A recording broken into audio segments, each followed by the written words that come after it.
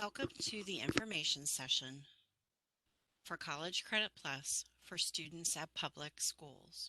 This information is to be used in preparation for the 2021 to 2022 school year. College Credit Plus is Ohio's dual credit program. Students can earn both high school and college credit at the same time. Students will enroll in college courses and will adhere to the policies and requirements of the college. Students who are in grades 7 through 12 can participate in College Credit Plus. They must be Ohio residents and they must attend an Ohio private secondary school, public or private, or they may be receiving homeschooling instruction.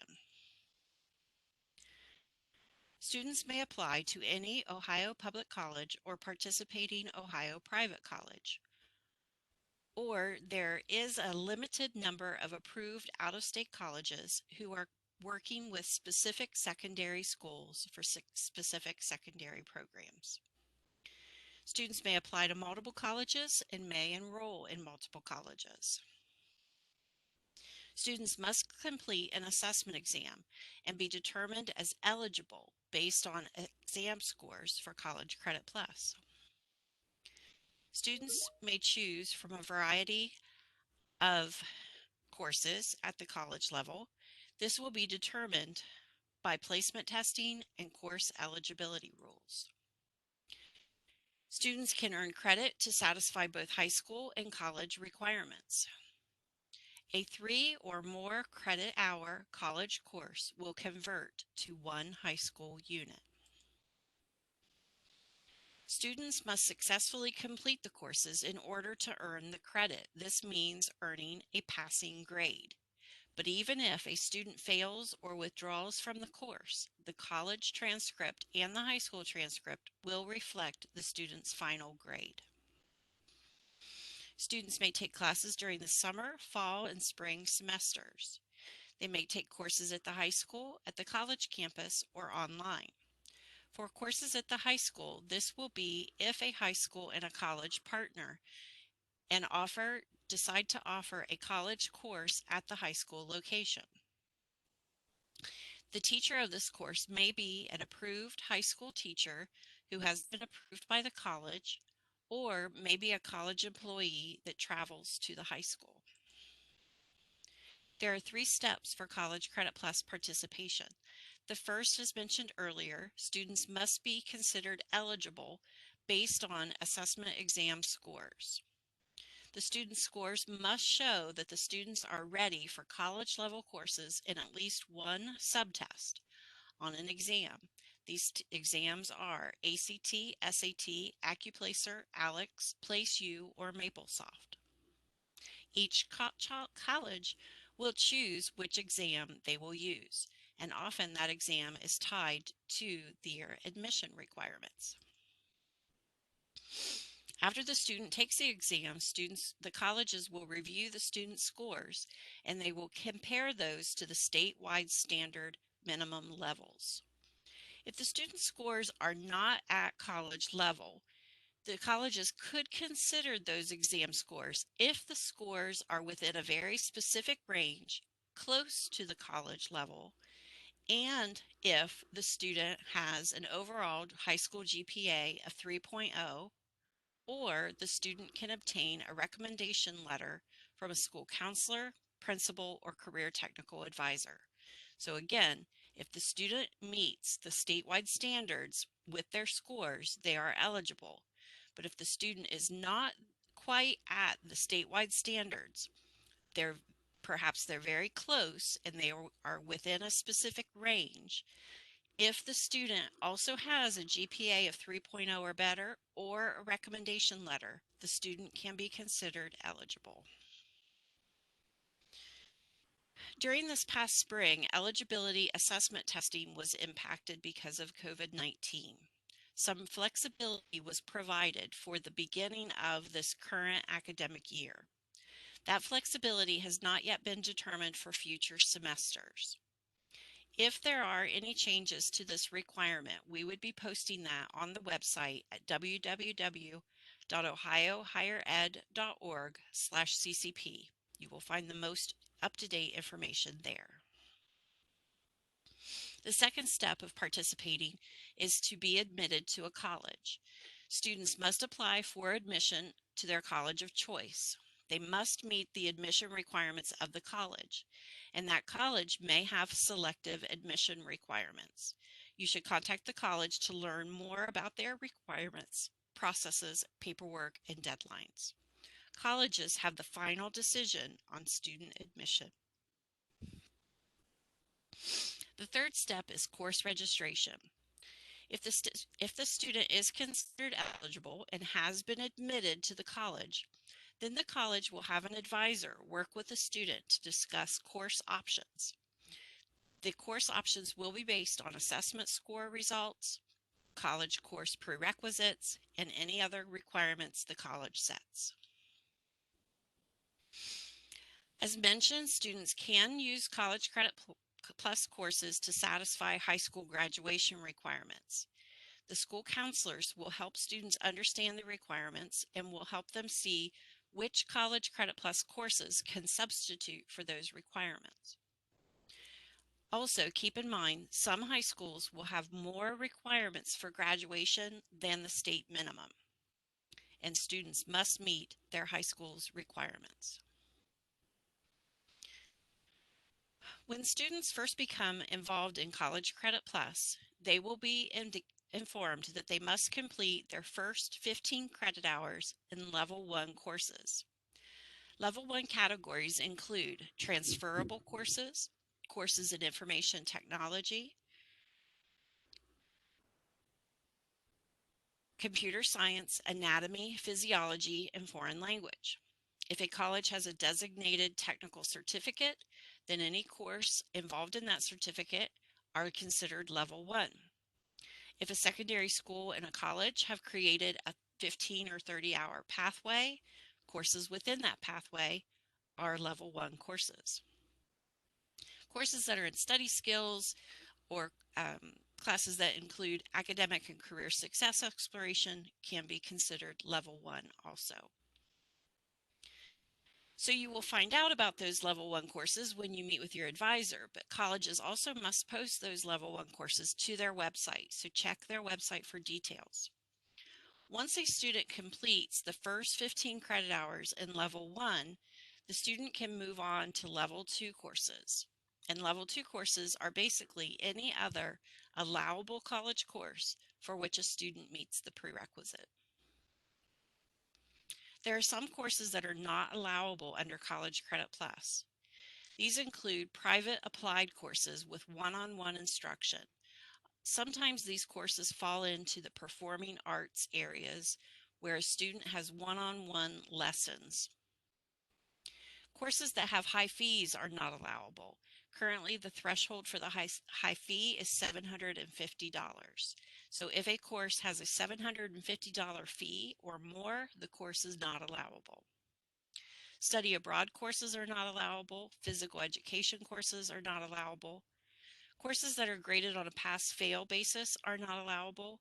This might also be satisfactory, unsatisfactory, credit, no credit. There are some exceptions to this, so check with your college.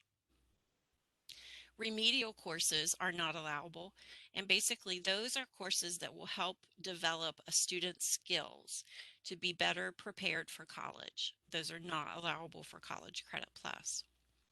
Courses that are sectarian, or sometimes referred to as religion courses, are typically not allowable. However, there are some history of religion courses that could be allowable. Check with your advisor.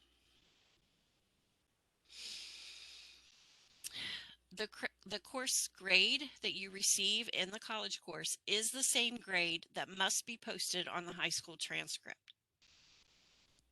Course grades will be factored into the high school and college GPAs.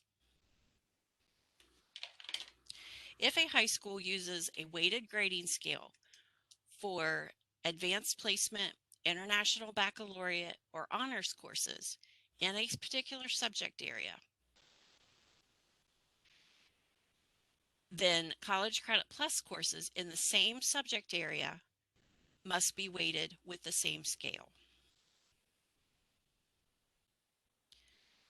Students really should think carefully about what courses they take while in College Credit Plus. We encourage students to consider their future career pathway so that they may choose courses now that will help them in the future. Students should ask about pathways that identify courses leading to a major program of study, certificate, or degree requirements. As mentioned, students may take College Credit Plus courses in subject areas that will satisfy graduation requirements, and they must work with their school counselors to ensure they are meeting any mandatory testing or other high school graduation requirements. Each year, a calculation must be done on the number of college credits a student can take. Students can enroll in up to 30 credits per year, which includes your high school courses. So the calculation is to take the number of secondary school units or credits that you would be taking at the high school and multiply it by 3. You take that number and subtract it from 30. Whatever remains is your maximum number of College Credit Plus credits. Keep in mind that the maximum number of credits allowable for a student participating in the program is 120. If a student enrolls in more than 30 credits for the year, the school will discuss with the student whether to do one of these two options: dropping the course, and this must be done prior to the no-fault withdrawal date, or basically the date after which there would be a financial penalty. So you would want to drop the course early. Or if you want to stay in the class, your family would be financially responsible for the entire course, including the tuition, fees, and books at the college's standard rates. And keep in mind, this is for the entire course, not just the number of credits that you went over 30. We want to make sure that we outline some differences between high school and college. For tests in high school courses, those are sometimes given weekly or at the end of the chapter.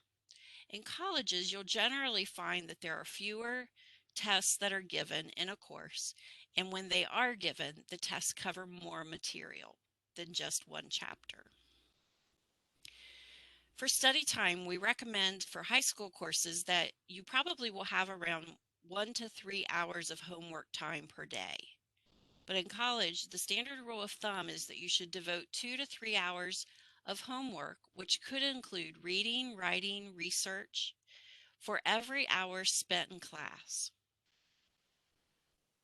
In high school, the information about the course is provided mostly in class. There is usually very little out-of-class research.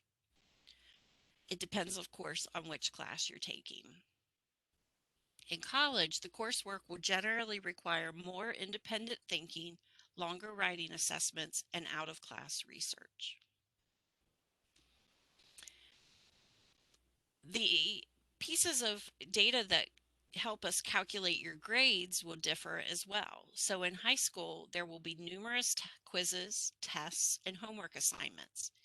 For colleges, as we mentioned already, there may be very few tests and probably fewer, if any, homework assignments that help determine final grades. The role of the parent also changes when we consider differences between high school and college. For high school, parents are strong advocates working closely with the teachers and the counselors. In college, parents should serve more as a mentor and a support for the student. The college views the student as an independent decision maker. The Family Education Rights and Privacy Act protects student records and limits the information that a college can provide to a parent. This will apply to College Credit Plus. These students are enrolled in college courses. In high school, students and their families work with high school staff to determine what assistance or accommodations can be made for students with IEPs or 504 plans. At the college, for college courses, students must work directly with college staff to determine if accommodations are needed. IEPs and 504 plans may or may not be included in the discussions. So some of the benefits of participating is that students, again, can earn high school and college credits at the same time. This helps them get a head start on career planning and degree or certificate completion. Students get to experience college early in order to understand the expectations of college life.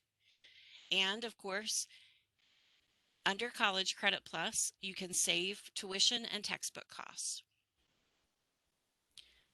So we're hopeful that all students are successful in College Credit Plus, but if a student underperforms or does not earn a passing grade, or if they withdraw too late from college courses, the district may require students or families to reimburse the tuition amount that the district has paid. Districts may not seek reimbursement from students who are considered economically disadvantaged. Again, underperforming, those grades will be on the student's college transcript permanently, and those transcripts go with you to every college you attend. If students fail or withdraw often, future financial aid may also be impacted negatively. If you would like more information about how that works, contact the college's financial aid office for information. If students perform poorly, they may be placed on College Credit Plus probation, College Credit Plus dismissal, or on academic probation or dismissal by the college. For College Credit Plus probation, secondary schools will place students on College Credit Plus probation if the student earns less than a cumulative GPA of 2.0 in College Credit Plus courses, or if the student withdraws from 2 or more courses in one academic term. While on College Credit Plus probation, the student may only enroll in one College Credit Plus course during that one college term. The student may not enroll in a college course in the same subject in which the student previously earned a D, F, or no credit grade, or whatever the equivalent grade is at that college. If students on College Credit Plus probation do not increase their CCP GPA to a 2.0 or above during that probation term, the students will then be placed on College Credit Plus dismissal. While on College Credit Plus dismissal, students may not enroll in any College Credit Plus courses. A student can request or appeal to be reinstated into the program. The appeals are handled by the secondary school.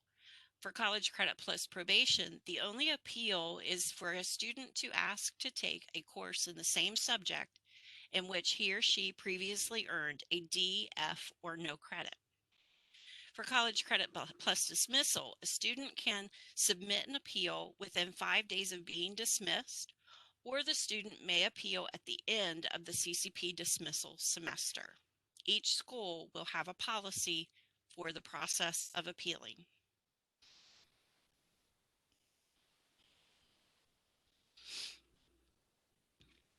Expenses for College Credit Plus. When you attend a public college or university, there will be no cost to the students, family, or families for tuition, required fees, and books. When we refer to this information, which we will go into in a little bit more detail later, this is option B for College Credit Plus. So keep that in mind. When there is no cost to the students and families for tuition, required fees, and books, this is called option B. At private colleges, again, there will be no cost to students, families for tuition, required fees, and books, but there may be a small cost per credit hour charged by the private college. That is allowable, and you need to check with the private college to see if they plan to charge this fee. There are some expenses that are optional, not part of College Credit Plus, that would be the responsibility of the student and family.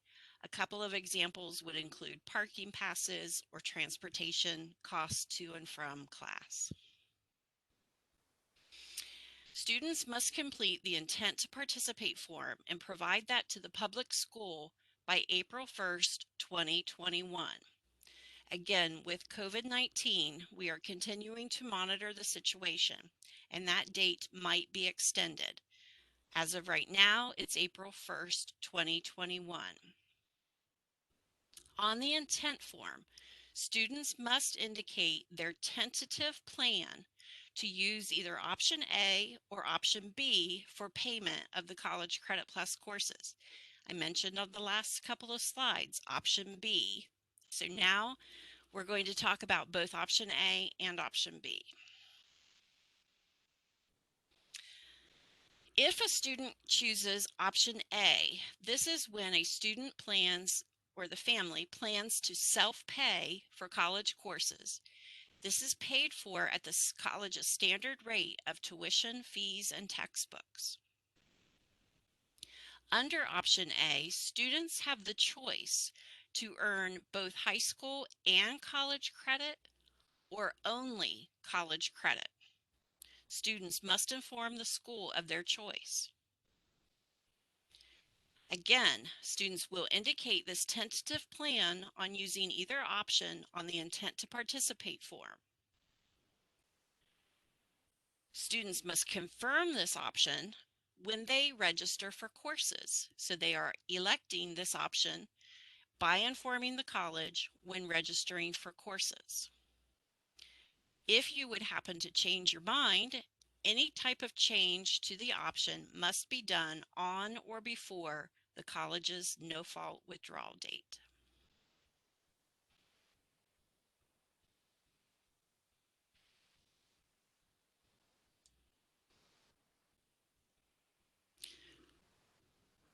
For option B, this is where all college course tuition, fees, and textbooks are paid by the state of Ohio.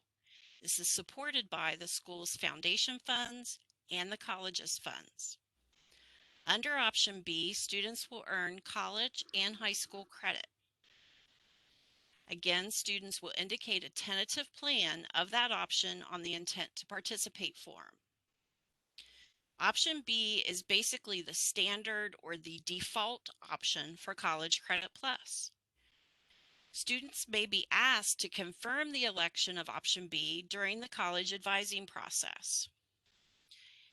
Students have until the college's no-fault withdrawal date to change their election of option A or option B.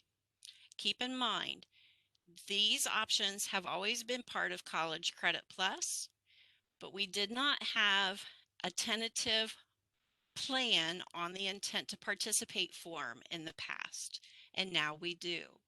We want to make sure you have the information you need to make the choices that you want to have. What support services are available? Of course, your high school counselors will continue to provide assistance to all College Credit Plus students. Your college advisor will provide course selection assistance, and colleges will provide academic supports to students such as tutoring, library access, advising, and counseling. If you want to continue participating in athletics, you should make sure you learn about the Ohio High School Athletic Association requirements. You can talk to your coach or your athletic director. Be sure you know that summer term College Credit Plus courses cannot be used to bring a student into compliance with the OHSAA requirements for interscholastic athletic participation. Often students want to know if the credits that they're taking in College Credit Plus will transfer. These are college courses from colleges within Ohio, and certain general education and technical courses are guaranteed to transfer, especially from one Ohio public college to another Ohio public college. You should always check with the college that you plan to transfer to about courses and to ask about their transferability. Students should also visit https:// transfercredit.ohio.gov for transfer information.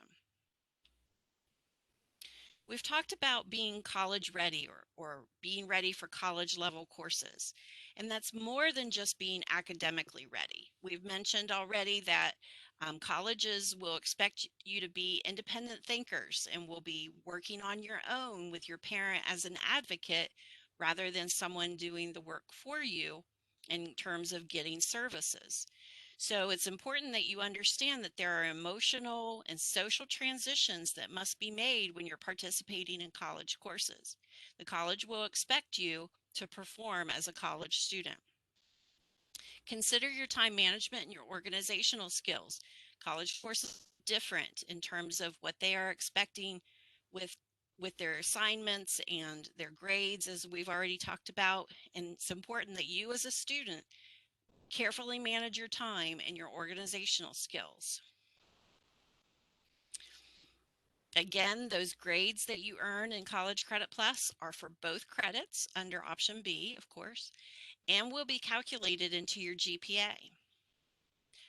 And as we mentioned before, College Credit Plus credits will be utilized in the calculation of financial aid in the future.